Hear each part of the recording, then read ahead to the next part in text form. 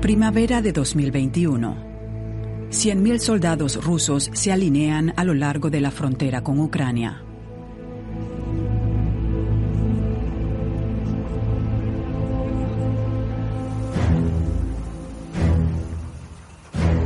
Se trata del mayor despliegue de tropas desde que comenzó el conflicto entre ambos países.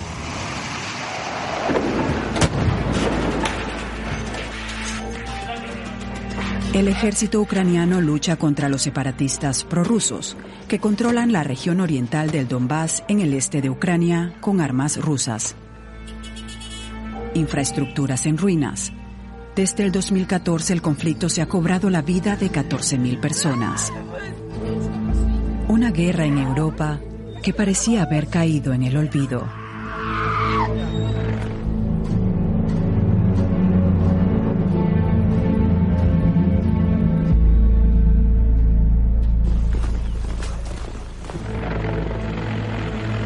Un conflicto que el presidente ruso Vladimir Putin decide reavivar en abril de 2021. El presidente Volodymyr Zelensky confía en el respaldo de Occidente. Alemania y Francia actúan como mediadores. En el este de Europa se encienden las alarmas. La Unión Europea se muestra dividida.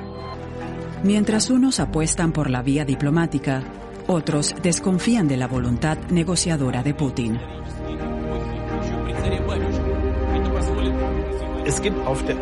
Aún no existe una estrategia europea coordinada desde Bruselas para lidiar con Rusia. Se teme que la injerencia de Putin en Ucrania tenga como objetivo afianzar su esfera de poder y minar la unidad de Occidente.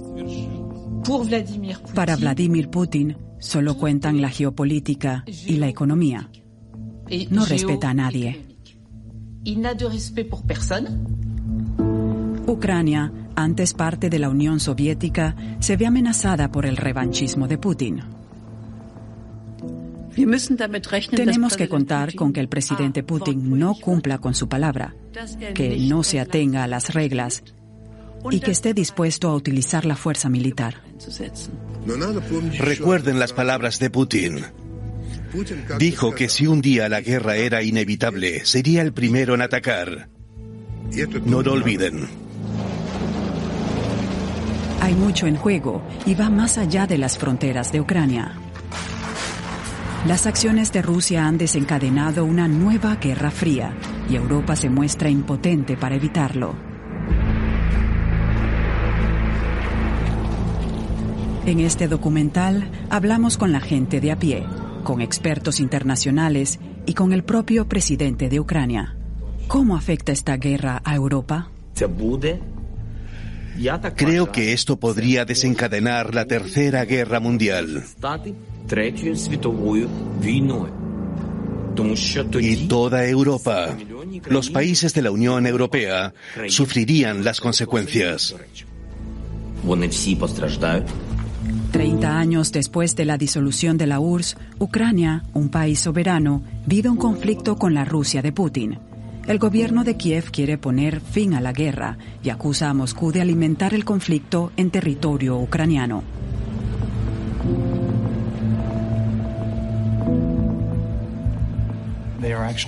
Rusia dirige los combates en Ucrania, pero resulta difícil hablar de medidas constructivas para poner fin al conflicto cuando Rusia niega que lo esté haciendo. Las potencias europeas, Alemania y Francia, están del lado de Ucrania, pero no a cualquier precio.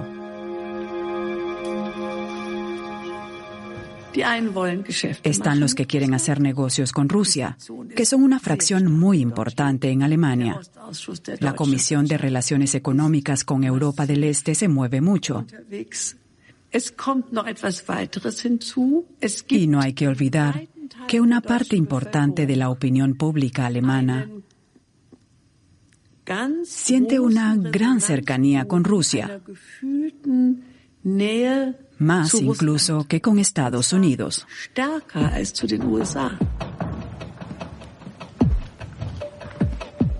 Putin quiere resucitar el papel de Rusia como potencia global. y está dispuesto a ampliar la esfera de influencia rusa.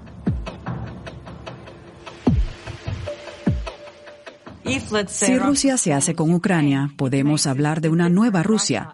Es fruto del cálculo. Para ganar influencia en Europa, Rusia tiene que controlar de forma encubierta o no Ucrania.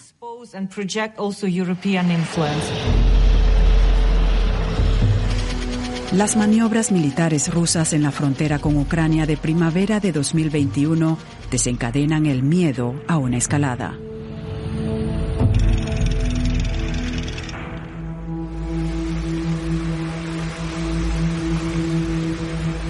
En el este de Ucrania, a 40 kilómetros de la frontera rusa, se encuentra Kharkov. Sus habitantes temen ser el blanco de la artillería.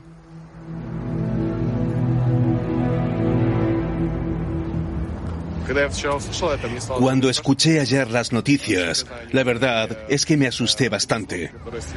Tengo entendido que han instalado misiles con un alcance de hasta 270 kilómetros. Y desde Belgorod a Kharkov solo hay 45 kilómetros. Si nos disparan, se acabó. Realmente da miedo pensar que podrían alcanzarnos. Tendríamos que marcharnos y no sabemos qué ocurrirá.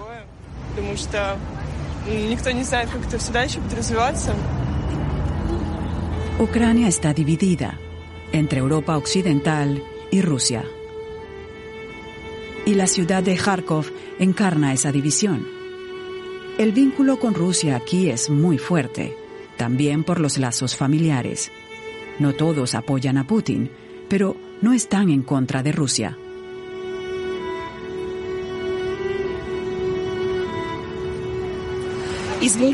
¿Qué quiere decir cuando hablan de Rusia como nuestro enemigo? Si son nuestra propia gente, compartimos mentalidad, raíces, la misma historia. Creo que con Putin no habrá guerra, no habrá hostilidades. Todo irá bien mientras esté Putin. No es solo mi opinión, sino también la de los que me rodean.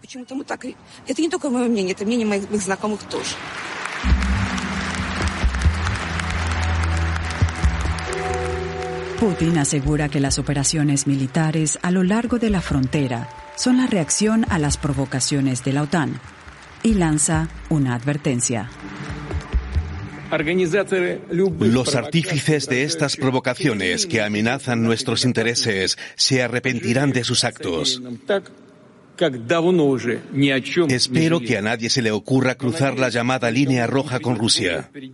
Y seremos nosotros quienes, llegado el momento, decidamos por dónde discurre esa línea roja.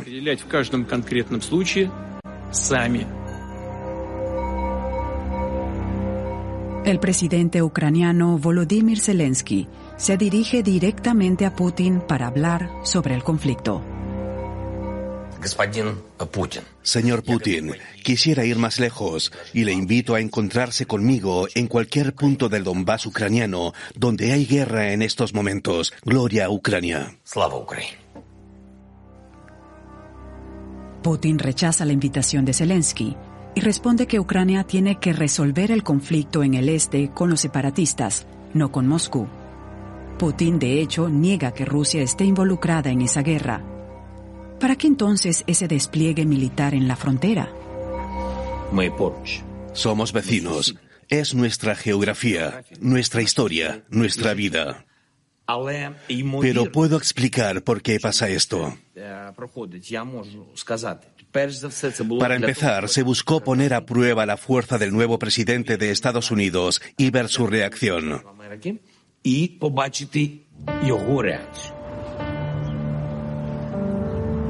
A mediados de abril, el presidente de Estados Unidos, Joe Biden, se dirige al mandatario ruso y le invita al diálogo. Biden busca un encuentro cara a cara. La estrategia de Putin parece dar resultado. Obtiene lo que busca, la atención de Biden. Vladimir Putin merece respeto porque es uno de los mandatarios más tenaces y mejores estrategas de Europa. Sabe lo que quiere, es paciente y, llegado el momento, actúa. Explota las debilidades, los disensos y aprovecha las oportunidades que se le presentan. Putin anuncia el fin a las maniobras militares. Las tropas se repliegan. Parece como si se hubiera evitado lo peor, pero observadores advierten que parte del equipamiento militar sigue en el terreno. Las Fuerzas Armadas ucranianas continúan en estado de alerta. También en Kiev están atentos.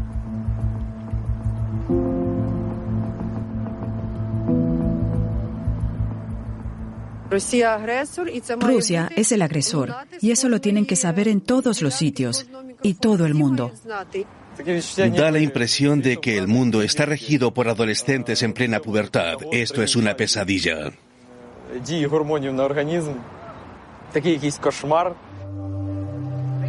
Zelensky no es un presidente como otros. Su experiencia política hasta que fue elegido presidente se limitaba a las pantallas. En los años 90 estudió Derecho en su ciudad natal, Kryvyi Rog, en el sur de Ucrania.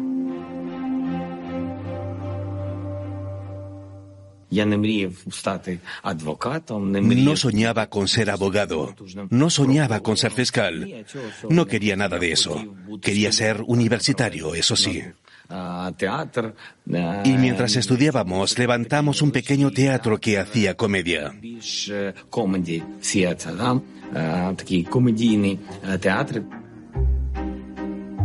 Zelensky deja el derecho después de graduarse para convertir la comedia en su profesión.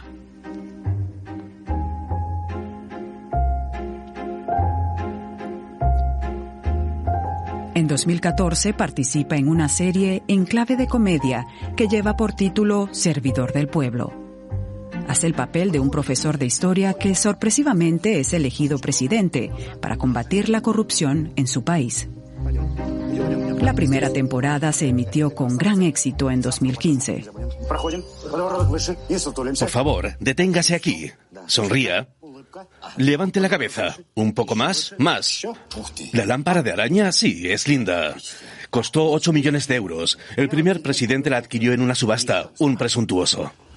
La serie toca la fibra sensible del pueblo ucraniano, y es que se burla de la corrupción en Ucrania, un país donde mandan los oligarcas y su dinero.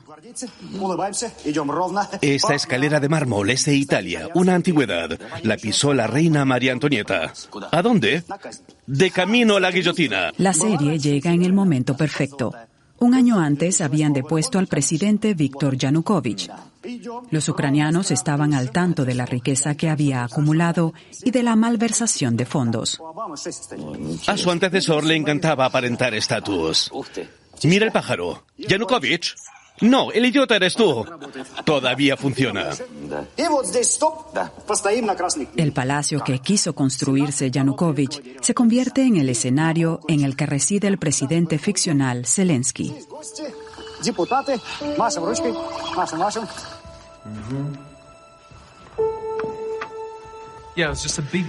En realidad es una casa enorme de madera. Puede parecer raro, pero no constituye ninguna sorpresa lo ostentoso y costoso de la casa. Quiero decir con ello que todos saben que robó dinero y para qué lo utilizó.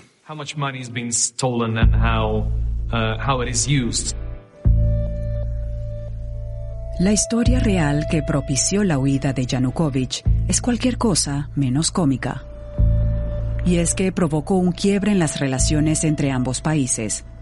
Ucrania y Rusia, otrora socios más o menos armónicos, se convierten en enemigos. En noviembre de 2013, Yanukovych suspende la firma de un acuerdo comercial y de asociación con la Unión Europea. Le dije con franqueza, Víctor, cometes un grave error. Me respondió que después de analizar los pros y los contras, el gobierno ucraniano había llegado a la conclusión de que para Ucrania no había llegado el momento aún de emprender el curso hacia Europa y que era mejor que permaneciera en la esfera de influencia soviética, quiero decir, rusa. Нам потрібно залишитись все ж таки в орбіті радянської, не радянської, а російської системи.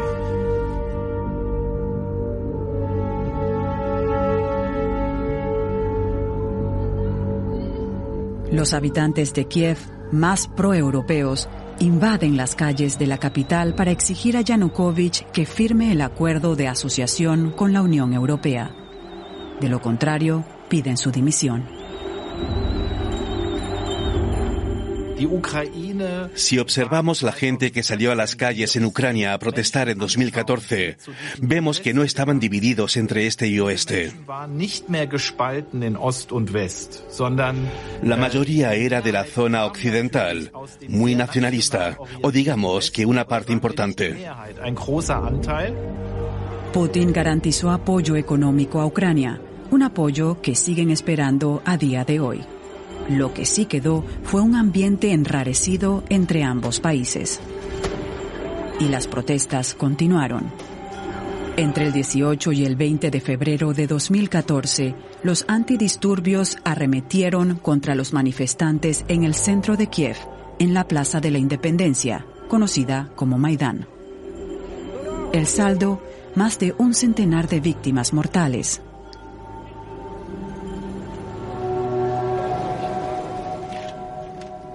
El Parlamento aprueba una moción de censura contra el presidente. Yanukovych se ve obligado a abandonar el país y huye a Rusia.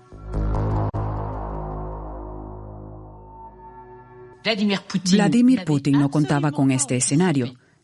Estaba convencido de que podría mantener a Yanukovych en el poder. Con frecuencia le recomendaba mano dura contra su pueblo.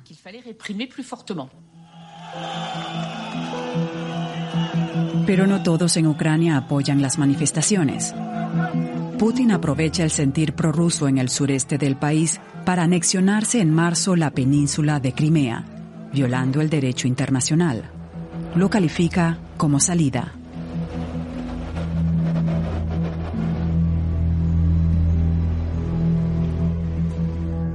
La anexión de Crimea ocurrió tras un referéndum en el que se eligió por abrumadora mayoría la secesión de Ucrania y la incorporación a Rusia.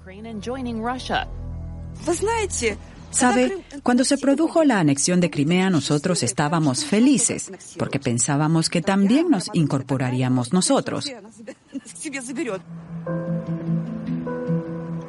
Eso es lo que temen precisamente muchos en Ucrania, que Putin siga esos pasos. Podían haber hecho lo mismo que en Crimea. Visto de manera objetiva, no les hubieran faltado los recursos. Occidente ha quedado en evidencia.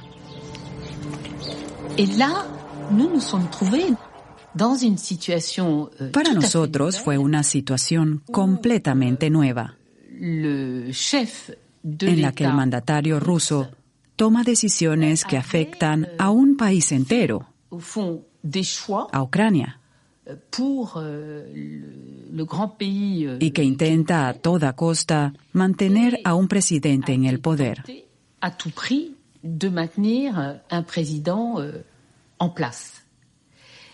Luego pasó a anexionarse Crimea. Y como si no bastara con eso, toda la provincia de Crimea y Sebastopol, que tiene un estatus especial, se integraron en la Federación Rusa.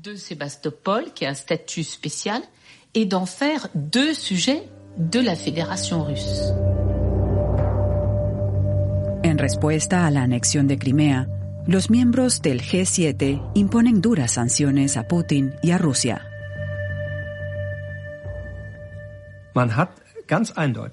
No contaron con una reacción contundente y unida de Occidente. En Rusia, miembros del gobierno me hicieron la misma pregunta muchas veces. ¿Por qué ustedes precisamente? Deberían entender que nos sentimos humillados. También ustedes fueron humillados después de la Primera Guerra Mundial. Pero esa es una analogía histórica que no sirve. Aquí lo que está claro es que precisamente un país con una historia tan compleja como Alemania actúa de manera decidida para defender el Estado de Derecho. Por eso había que dejar claro que habían cruzado una línea roja. En abril de 2014 aumentan las tensiones, que desembocan en luchas en el Donbass, una región industrial y rusófona, entre los separatistas apoyados por Rusia y las tropas del gobierno. Acusan a Putin de atizar ese conflicto.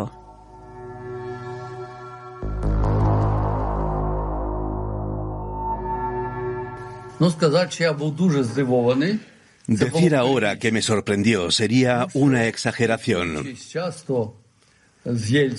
Yo hablaba seguido con Yeltsin, escuchaba a Putin y hablaba con muchos funcionarios rusos.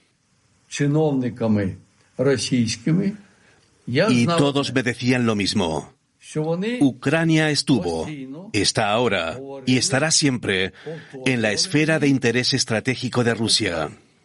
Україна була, є і буде знаходитись в системі стратегічних інтересів Росії. А це означало, Eso significa que Rusia no permitiría nunca un acercamiento mayor de Ucrania hacia Occidente, ni tampoco permitiría que Ucrania emprendiera el curso de los procesos democráticos occidentales.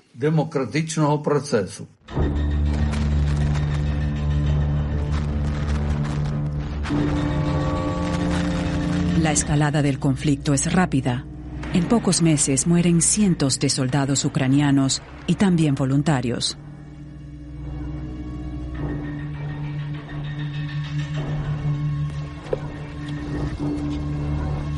Los separatistas reciben armas rusas.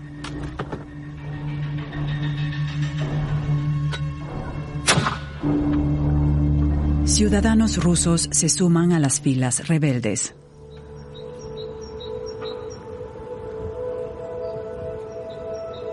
El 29 de agosto murieron casi 400 personas, más que en todos los días anteriores. Entre ellos Dimitro, el hermano de este hombre que entonces tenía 26 años. Lo era todo para mí. ¿Por qué? Si solo éramos dos en nuestra familia, él y yo. Lo he hecho tanto de menos. Mi corazón llora desde que se marchó. Mire esto. Mire cuánta gente ha muerto. Cuánta gente joven, padres, hijos.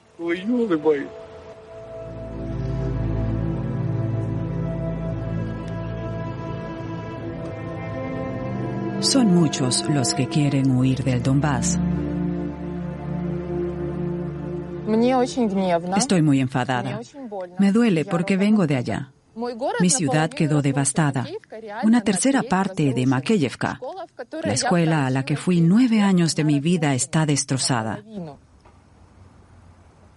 El bloque en el que crecí, los edificios fueron dañados por los disparos.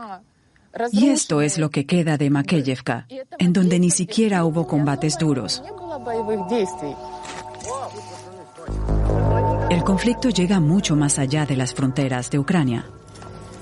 En julio de 2014, el avión de pasajeros MH17 de Ámsterdam a Kuala Lumpur es abatido cuando sobrevolaba la región del Donbass, controlada por los separatistas.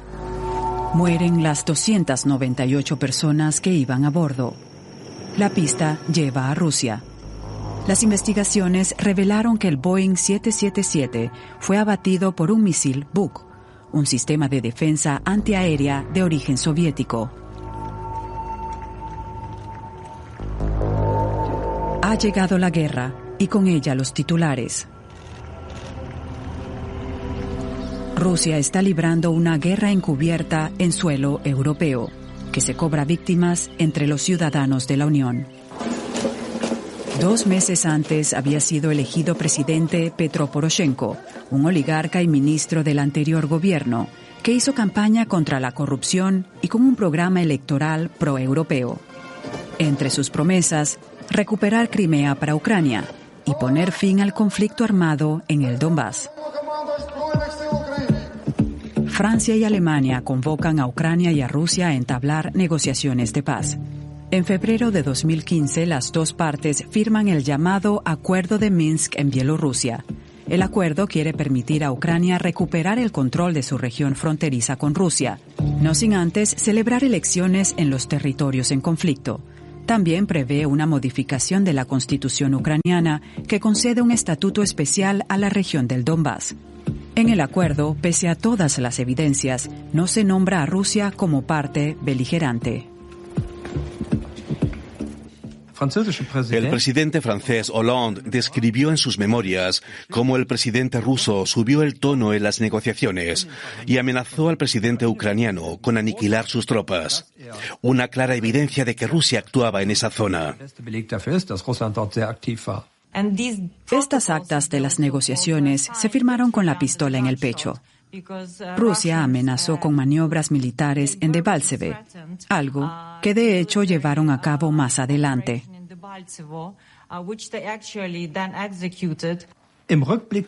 Echando la vista atrás y desde la perspectiva de un politólogo, debería haber sido muy distinto. Rusia debería haber aparecido como parte beligerante y Ucrania debería haber hecho más demandas. Poroshenko es un contrincante débil para Putin. Sus esfuerzos por lograr la paz caen en saco roto. El acuerdo de Minsk no llega a hacerse realidad.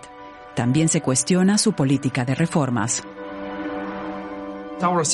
Desde nuestro punto de vista hizo lo que tenía que hacer, resultado de la presión social y de la comunidad internacional. No creo que jamás pensara seriamente en transformar el sistema y las estructuras para poder combatir la corrupción, porque habría sido una amenaza para sí mismo y sus allegados. Ahí está la clave.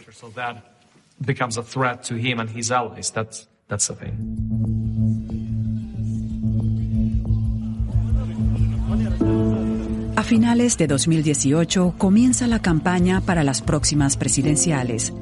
Poroshenko se presenta a la reelección. Su principal contrincante es Volodymyr Zelensky, un inexperto en política, un hombre que se hizo famoso interpretando al propio presidente en la televisión.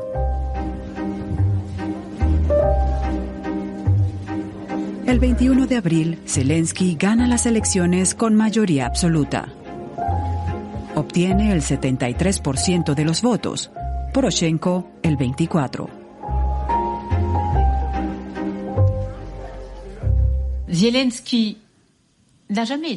Zelensky nunca fue un político y sigue sin serlo.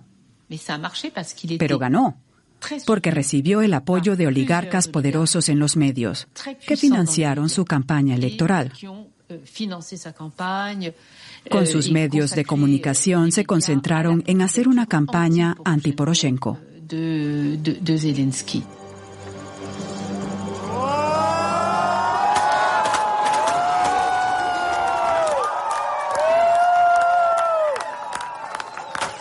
Parece paradójico que precisamente Zelensky, quien convenció a sus votantes con el rol del hombre sencillo, del luchador que combate la corrupción, se deje ayudar por los oligarcas. Yo voté a Zelensky porque no queríamos más a Poroshenko, no queríamos lo que teníamos. Yo vi en Zelensky a un liberal, aunque no me convenciera del todo. Veía a un hombre al que sí le importaban los derechos y libertades ciudadanas. Lo hemos logrado juntos. Gracias.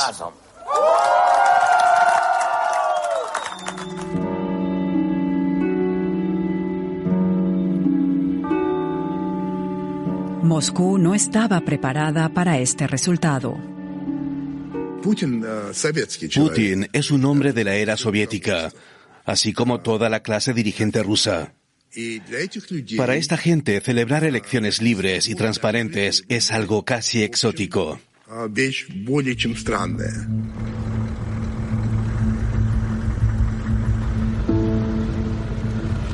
En su discurso de investidura, Zelensky declara que su objetivo primordial es restablecer la paz en el Donbass y el fin de la guerra con Rusia. Su primer viaje es a Bruselas, donde representa el papel de estadista, con la esperanza de impresionar a sus anfitriones. Ucrania mantiene el curso estratégico, anclado en la Constitución, con el fin de convertirse en miembro de pleno derecho, tanto en la Unión Europea como en la OTAN. Coloca así a la OTAN ante el siguiente dilema: si da luz verde a la adhesión de Ucrania, la alianza podría acabar en guerra con Rusia.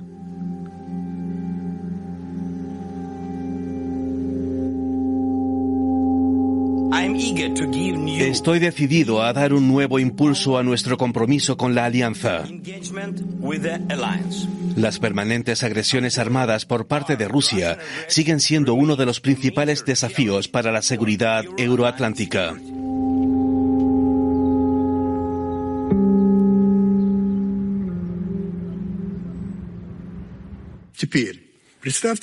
Imagínese que Ucrania pasa a ser miembro de la OTAN, como aspira a ser. Eso supondría que la OTAN se asomaría a la frontera suroeste de Rusia. Desde ese punto de vista, lo ocurrido con Crimea es una reacción de Rusia.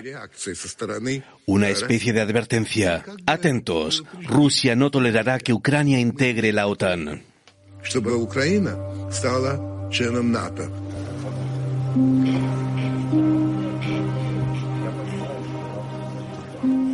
De regreso de Bruselas, Zelensky se dirige a Putin vía Facebook. Me gustaría dirigirme al presidente de la Federación Rusa, Vladimir Putin. Creo que tenemos que hablar. Hablemos de a quién pertenece Crimea y de quién no debería estar en el Donbass.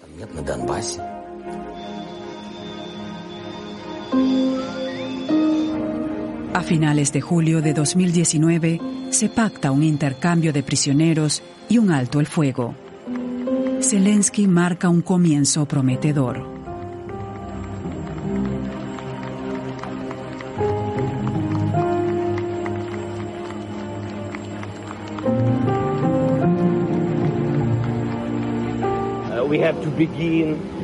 Tenemos que empezar punto por punto con el protocolo de Minsk.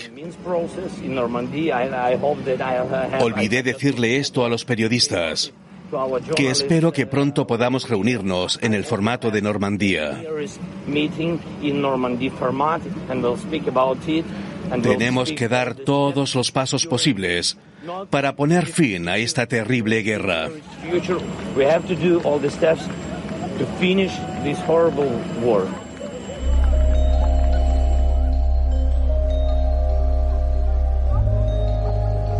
Pero en el Donbass, Rusia ejerce mayor influencia que Zelensky.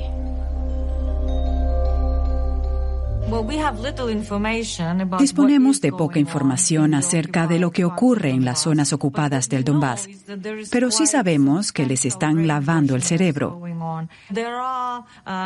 Despliegan pancartas que hacen referencia a la Segunda Guerra Mundial y otras que muestran a los políticos locales con niños con el mensaje de que hay que defender esta región del perverso régimen de Kiev.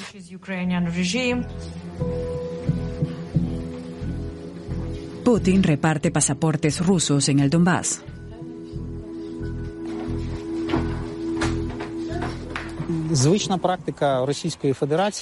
Es una práctica habitual en la Federación Rusa, obligar a los habitantes de los territorios ocupados a aceptar estos pasaportes o alterar incluso la composición étnica de un lugar al colonizar esos enclaves con nuevos rusos.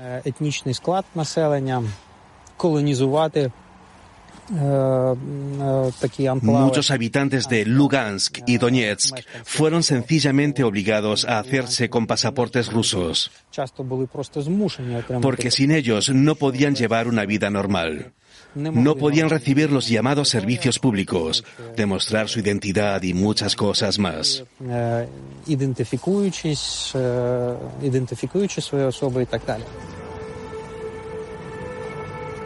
¿Y cómo reaccionan Alemania y Francia? Desde el fracaso en 2015 del Acuerdo de Minsk, la guerra de Ucrania parece haber caído en el olvido. Berlín y París logran en 2019 que Rusia sea readmitida en el Consejo de Europa, del que fuera expulsada después de la anexión de Crimea.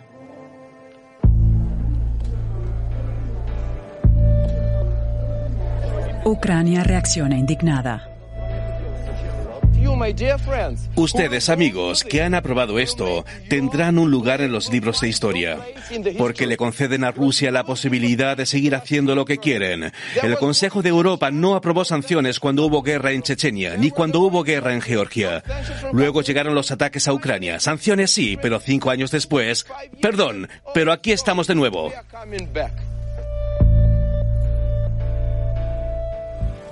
En agosto, el presidente Emmanuel Macron anuncia de forma inesperada una nueva política con Rusia.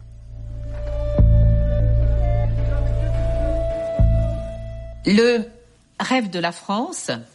Francia lleva mucho tiempo ambicionando ser la potencia que gestione el equilibrio entre este y oeste. En Europe, entre l'Est et l'Ouest.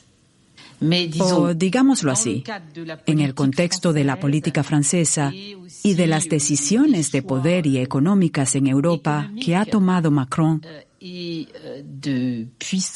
Putin constituye para el presidente francés una figura clave en la partida de ajedrez. Pour lui, Poutine était un pion important sur l'échiquier. Los países del este de Europa se muestran alarmados. Me parece que los temores de las antiguas repúblicas soviéticas, sobre todo de los estados bálticos, son muy comprensibles, porque tienen muy fresco el recuerdo de la ocupación e incorporación a la Unión Soviética.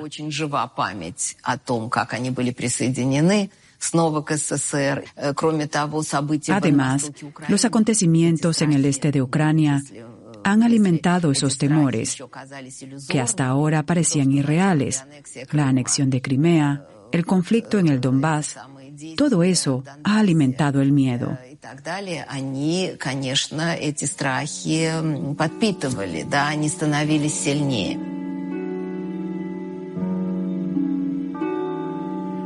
Ante las dudas que despierta el apoyo de Francia y Alemania, Ucrania confía en Estados Unidos.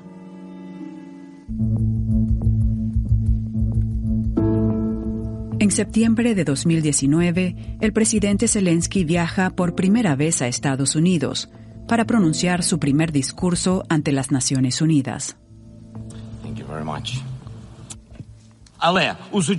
En el mundo en el que vivimos hoy día ya no existe la guerra de los otros. Ninguno de ustedes puede sentirse seguro si hay una guerra en Ucrania, si hay una guerra en Europa. Pero su comparecencia se ve ensombrecida por un escándalo que incluye al presidente Donald Trump. Se trata de una llamada telefónica entre ambos de julio de 2019. Trump insta a Ucrania a apoyar unas acusaciones de corrupción contra Joe Biden, su contrincante demócrata, y su hijo, Hunter. De lo contrario, Estados Unidos retendrá las ayudas a su país.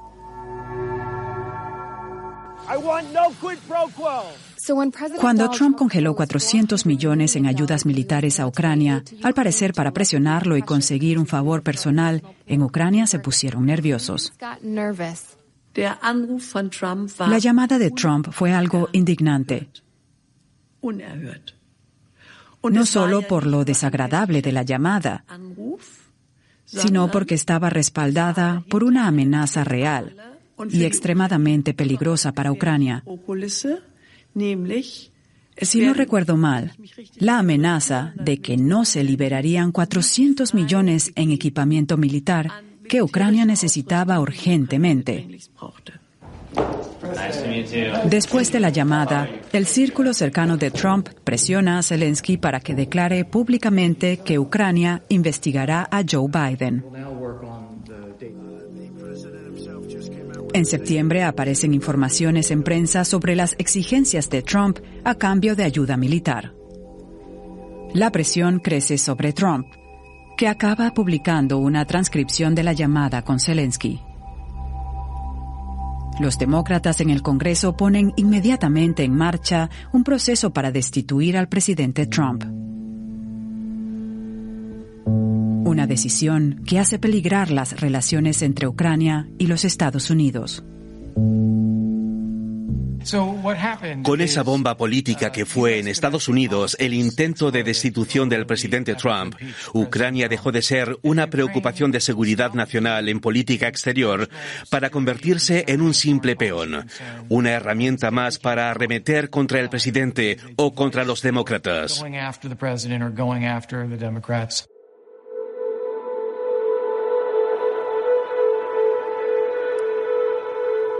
Ucrania no vuelve a ocupar un lugar prioritario en la agenda de Joe Biden hasta que no aparece una nueva crisis en la frontera de Ucrania. Las maniobras militares de Putin en primavera de 2021. Estados Unidos y Europa se ven obligadas a replantearse las relaciones con Rusia una vez más. ¿Son aliados de Ucrania o le siguen el juego a Putin? ¿Y Zelensky? ¿Podrá llevar la paz a su país o seguirá siendo Ucrania moneda de cambio en la política entre este y oeste? Me inquieta el creciente equipamiento militar y el despliegue de tropas en nuestras fronteras. Hay motivos más que suficientes para preocuparse.